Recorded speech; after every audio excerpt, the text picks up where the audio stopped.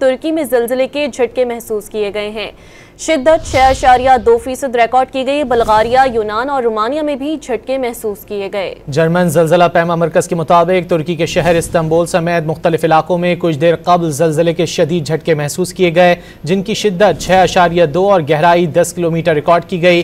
40 minute के दौरान 3 after shocks भी आए। ज़लज़ले से फौरी तौर पर किसी नुकसान की इत्तला मौसूल नहीं हुई।